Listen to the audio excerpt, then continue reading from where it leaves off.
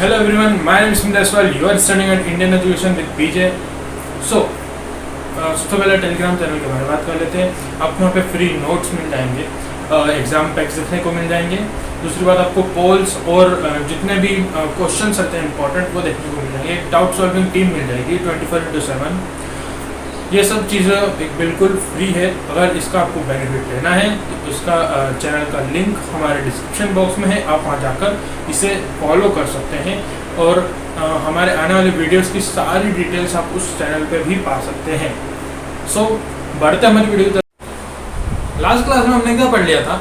Last class में हमने पढ़ा था कि ओम्स लॉ क्या होता है, या बोलूँ कि 1 ओम क्या होता है।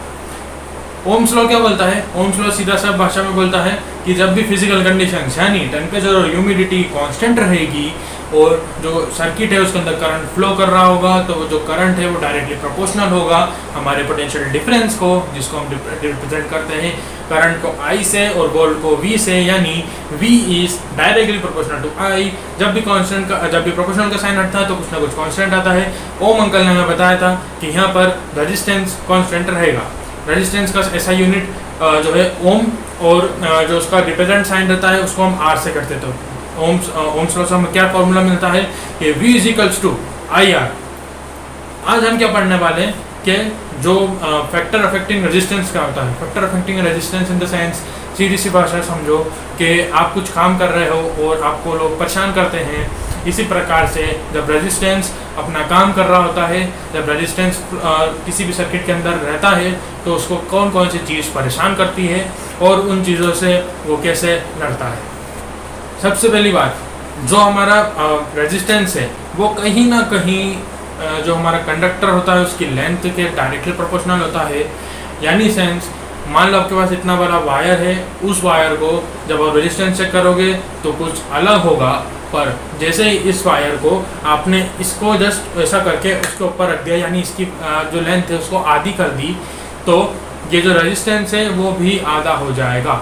यानी length is directly resistance is directly proportional to the length. यानी क्या, जैसे जैसे आप लेंथ बढ़ाओगे किसी भी सर्किट के अंदर, वैसे ही आपको देखेगा कि रेजिस्टेंस भी बढ़ रहा है।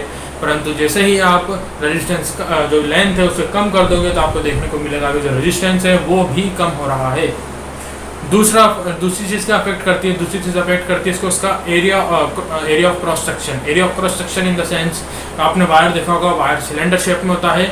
सिलेंडर शेप होता है यानी जो उसका फेस होता है, जो प्लेट शेप होता है उसको हम बोलते हैं area of cross section. In the sense, simple भाषा में बोलूँ मैं आपको, तो एक वायर है तो उसके जो हम साइड से देखते हैं, उसे जहाँ से उसके वायर निकले रहते हैं ओरिजिनल साइड से, उसे हम बोलते हैं एरिया ऑफ क्रॉस सेक्शन। और ये जो एरिया ऑफ क्रॉस सेक्शन है वो इन्वर्सली प्रोपोर्शनल होता है हमारे रेजिस्टेंस से। यानी जैसे ही आप अपना जो क्रॉस सेक्शन है उसको, मतलब जो हमारा रेडियस है उसको हम बढ़ाएंगे तो जो हमारा रेजिस्टेंस है वो कम हो जाएगा। और अगर हम जो वो हमारा क्रॉस सेक्शन है या वो रेडियस है उसको जैसे ही हम कम कर देंगे तो जो हमारा रेजिस्टेंस है वो ज़्यादा हो जाएगा। तीसरी चीज़ इसको क्या अफेक्ट करती है रेजिस्टेंस को? तीसरी चीज़ अफेक्ट करती है कि मटेरियल का कौन सा लगा रहे हैं, या बोलो कि मटेरियल का नेचर कैसा है। फॉर एग्जांपल, हमने कॉपर वायर लिया तो कॉपर वायर का एक अलग रेजिस्टेंस रहेगा, एक सिल्वर वायर का अलग रेजिस्टेंस रहेगा, एक गोल्ड का वायर का अलग रेजिस्टेंस रहेगा, एक एल्यूमिनियम वायर का अलग रेजिस्टेंस रहेगा। यानी जैसे जैसे मटेरियल चेंज कर रहे हो, जैसे जैसे आप उसका नेचर चेंज कर रहे हो, जैसे जैसे उसकी कंडक्टिविटी चेंज हो रही है, या फिर बोलो कि हम नेचर चेंज कर रहे हैं, हमारा रेजिस्टेंस भी अफेक्ट हो रहा है। यानी क्या, नेचर जो है उसका डायरेक्टली प्रोपोर्शनल होता है हमारे रेजिस्टेंस से। क्या क्या पढ़ लिया हमने? पढ़ा कि लेंथ डायरेक्टली प्रोपोर्शनल रेजिस्टेंस के, area of cross section inversely proportional है हमारे रेजिस्टेंस के, और जो हमारा नेचर है मटेरियल का वो है डायरेक्टली प्रोपोर्शनल हमारे रेजिस्टेंस से।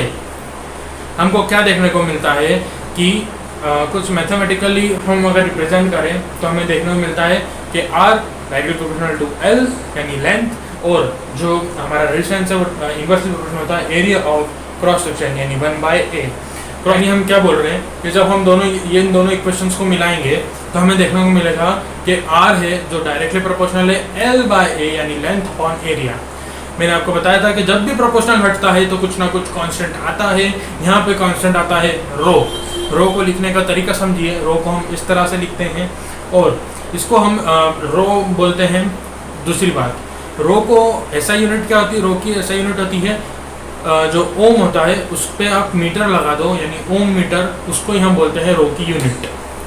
हमेशा ध्यान रखना, जैसे जो रो होता है वो कहीं ना कहीं सेम होता है। मान लो जैसे आपने एक कॉपर वायर लिया जिसका लेंथ छोटा है, उसका क्रॉस सेक्शन छोटा है, एक कॉपर वायर लिया जिसका लेंथ भी बड़ा है, उसका क्रॉस सेक्शन भी बड़ा है, पर उसका जो रो है यानी उसकी जो रजिस्टिविटी है वो सेम रहेगी अगर आपने सेम मटेरियल यूज़ करा है तो। यही हमारा फैक्टर अफेक्टिंग रेजिस्टेंस है। आपकी एनसीईआरटी बुक में इसको बहुत बड़ी बड़ी थ्योरीज में लिखा है, हमने आपको यहाँ पे 1-2 लाइन के अंदर ही समझा दिया है, और इसके जो नोट्स है आपको हमारे टेलीग्राम चैनल पे मिल जाएंगे। आज की वीडियो में इतना ही था, मिलते हैं नेक्स्ट वीडियो में। Thank you very much.